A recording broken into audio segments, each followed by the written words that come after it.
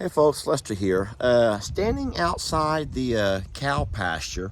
Sheesh, we got birds over here, we got cows, we got horses, ponies, and I'm standing outside this pasture watching what's going on behind me over there. And there's a lot of flirting happening. There's a lot of flirting that's happening right over there. Now we're on day number 9. And on day number 9, it's finally getting around to where Marilyn, oh boy, Marilyn is having a lot of fun. And she's really enjoying her time hanging out with Tex there by the pond. Tex is also enjoying his time with her. Don't get me wrong. Off in the far distance, though, I'm going to turn my ouch!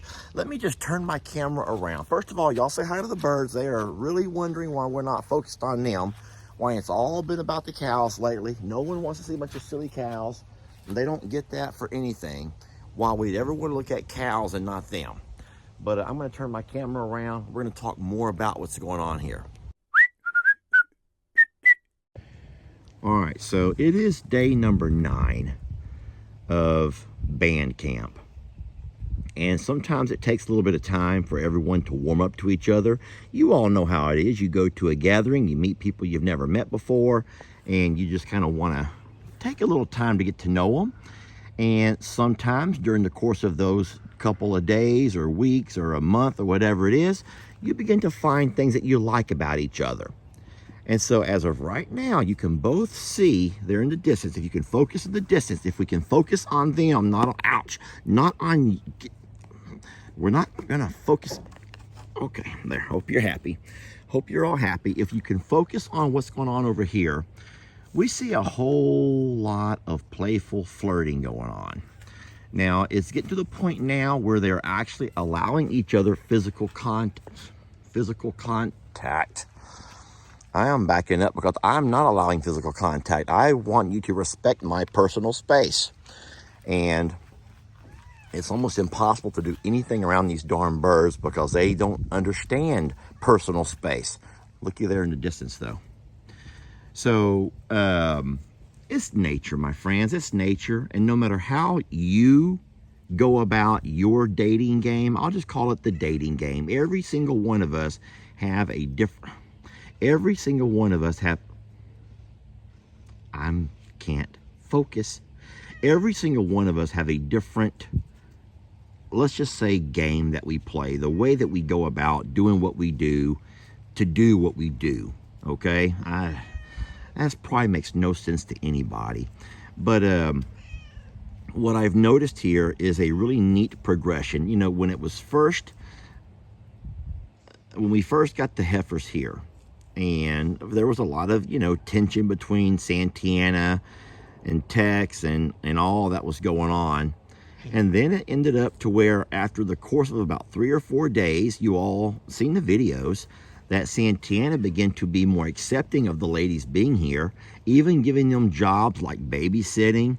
One video we noticed that Jezebel was actually giving Santana kind of a back massage, using her horns to massage and scratch her back, which was really cute. Charlene has been all involved in what's going on with the ladies. And Tex has been...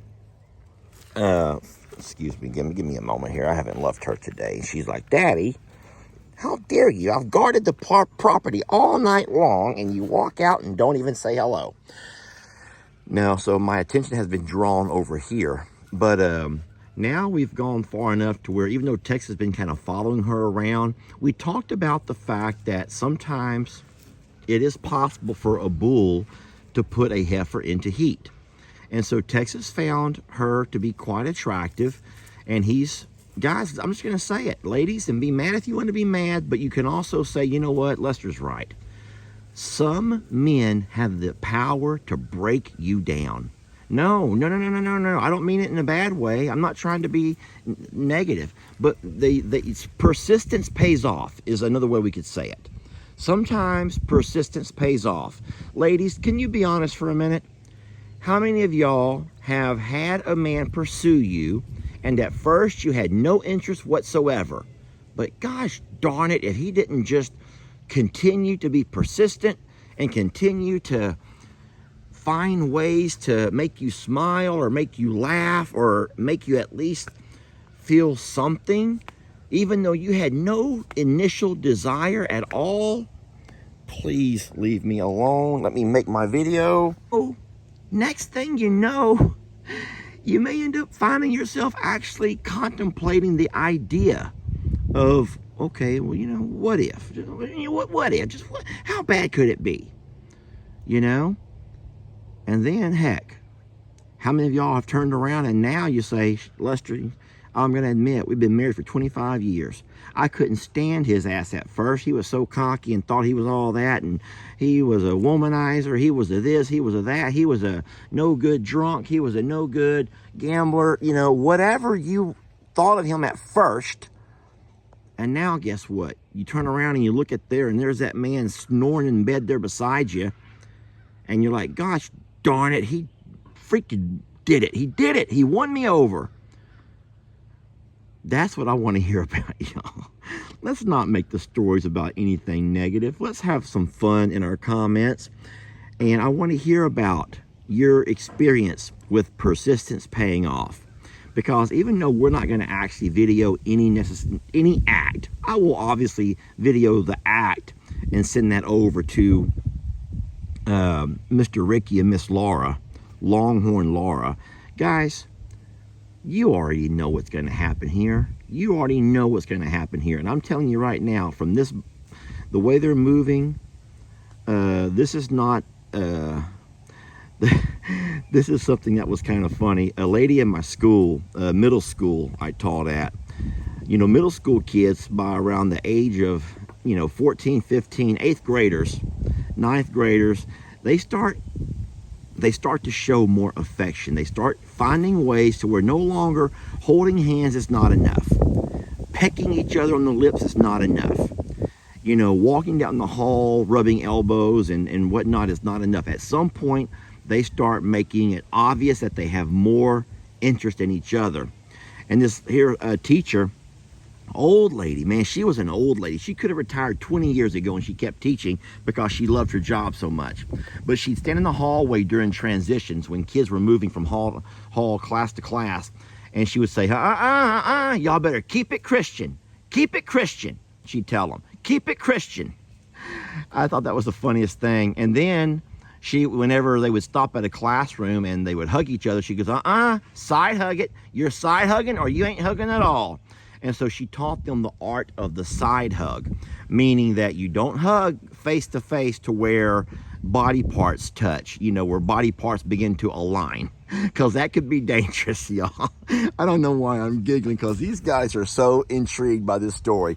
They love this story. Look, wings are up and they got ears are all perked up. A lot of things are perking up here, y'all, because they love these kind of stories. And I hope you do too. But no, she would say side hugs only, because side hugs are safe. And side hugs more than likely ain't gonna align nothing that's gonna get you, you know. And so she would allow side hugs, and she'd say, keep it Christian, keep it Christian. So I'm gonna title this here, Keep It Christian. Don't all the atheists or anything, don't any other religions get all crazy with me for saying that. I'm only making a reference to a sweet old lady who taught school down the hall from me, and how cute it was, her reminding these middle school kids to keep it Christian. All right? But no, body parts will align here at some point. And it's getting more and more obvious that we are not long until that happens. Now, what'll be interesting after that happens is to know what's going to go on over here. Once it happens, will Tex be the kind of guy to put that notch? Will he notch his belt? Or in this case, will he put a notch on the bedpost and move on to Jezebel? Or will he continue to be friendly to her for a while? And that's something that I know every girl has to worry about. Why is this about women all of a sudden? You know what? Boy, here we go. There I go, putting my foot in my mouth again. But I think that every woman knows that sometimes those men that can be so darn persistent, once they finally make that conquest, we'll just call it the conquest, all of a sudden everything changes. They were there for the chase, y'all. They were there for the chase. Yet all the things they told you, all the way they made you feel, was just part of... Uh-oh, baby, did I step on you, sweetie? I'm so sorry. I did not mean to do that, sweetie. Sweetie. Friends, how dumb am I? How dumb am I? Hold on. I sat up on that hill and talked to y'all for a darn near 10 minutes about all kinds of stuff going on between Tex and what I thought was Maryland. But I get closer, and guess what? That's not Maryland. That's Santana. Maryland's over there babysitting with Jezebel. Maryland is over there babysitting. That's Santana. And now I feel so dumb that you guys probably knew that and I didn't. Oh my gosh. And that kind of takes my entire story and messes everything up, doesn't it? That takes my entire 10-minute story about notches in the bedpost and moving on and conquesting and boy, if I didn't just... That's Santana, and I know it because of her brands, her tattoos, y'all. 205 over on her hip. The heart brand over there on her upper back. Oh, man. Well, this is better then. This ought to make y'all real happy. This ought to make you all real happy, but it makes me wonder what in the hell's going on with them two. Are they too young? Are they too young? Because I have not seen this kind of activity with either one of them in the entire 9 days they've been here. So are they too young? So here's my worry. You ready to hear this? Number one, are they too young? Number two, are they already pregnant? Number three, did it happen and I not see it happen? I'm here every day. I watch everything. I've seen the friction marks. I've seen flirting with Marilyn, but I've not seen this level of flirting. But you know what? Bovine, they don't sleep at night. They're awake when I'm asleep. So anyway, how embarrassing. I'm sorry. This over here, Santana, it's his wife, his first wife, his main squeeze.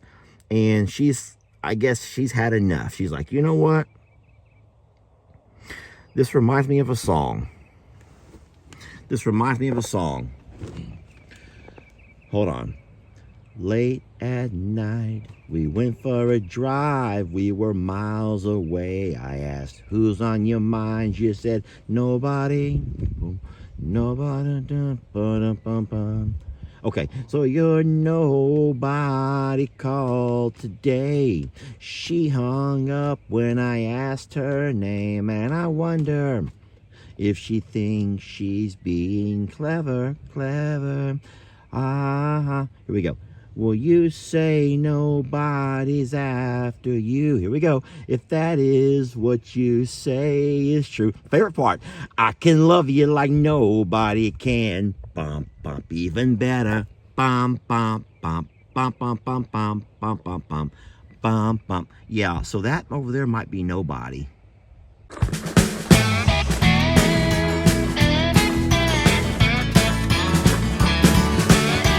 Don't let your troubles fester. Come watch Longhorn Lester. Yeah, something like that.